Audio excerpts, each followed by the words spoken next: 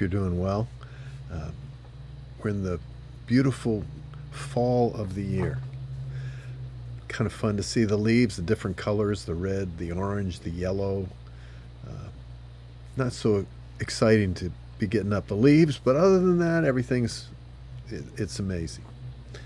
And I want you to just take a moment and think about something that I even probably have spoken of this recently, but it's been something that's been on my heart. We've probably all, at some point in recent months or years, received news that was not good news, or things have happened in our life that just simply weren't things that we wish we wouldn't have to either face or know about or have happen to us. I shared last Sunday that my mother has fallen a second time and fractured her other hip, and we're concerned about her ability to where she should be and how we can take care of her, and what about all the things that she has in her house and things such as this that part of aging, part of the process of life. But I just want you to consider the verses that we've talked about in the past in Job chapter 2. I believe it's verse 10 and 11, when his wife came to him and said, "Curse God and die." It could have been the same word for curse as bless. I think the point is just shout out to God in anger and give up the spirit. Doesn't really matter. The point is that she was frustrated with all the things that had happened, and rightfully so.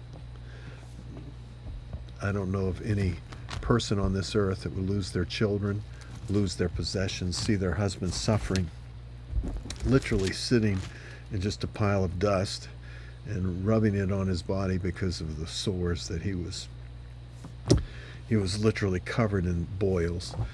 I can't imagine any wife just not saying, "Look, this is just too much suffering for you.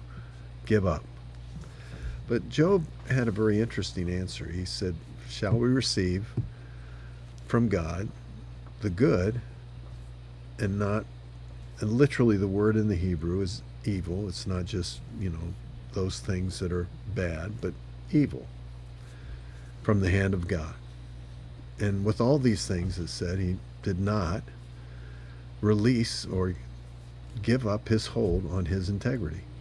Now, what does that mean? Was it his integrity based on the fact that he was just a great person? No, I think it was his relationship to his God that it's very clearly referring to there. She said, "Why are you still maintaining your integrity? Why are you still hanging on to this, clinging to this? Curse God, die." So it had something to do with his relationship to his God. And he wouldn't give it up.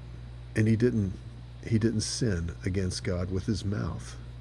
Now, it's a good question for all of us. Can we accept only the good from God? Or are we on this earth to be an example of those people that I think we find biblically throughout the whole of the Old and New Testament, who can suffer and at the same time bless God? In other words, we're capable of receiving both the good and the evil, the things that happen to us that perhaps because of our relationship to the Lord, the fact that we're his children, that we're serving him, and we think that we're living our life as faithfully as we possibly can, that we don't see ourselves as deserving, and maybe we do or don't. I have my own personal opinion about myself. I think I deserve everything I get. If not for what I've done now, it certainly was because of what I've done in the past. I'm like the Apostle Paul. I received mercy. I didn't deserve it. When he spoke of that in 1 Timothy chapter 1, that's where I stand. But shall we receive only the good from God and not the evil? Or can God use us? Can we be a testimony of his mercy and grace, of his long-suffering? Can we, as we said last Sunday, put up with people? There in James chapter 5 and verse 7 and on. And endure. And the word endure there is different. It means to put up with people, basically. Can we do it? Can we wait patiently until God stands up for us? and he proves himself to be who he is in our lives. Can we do it?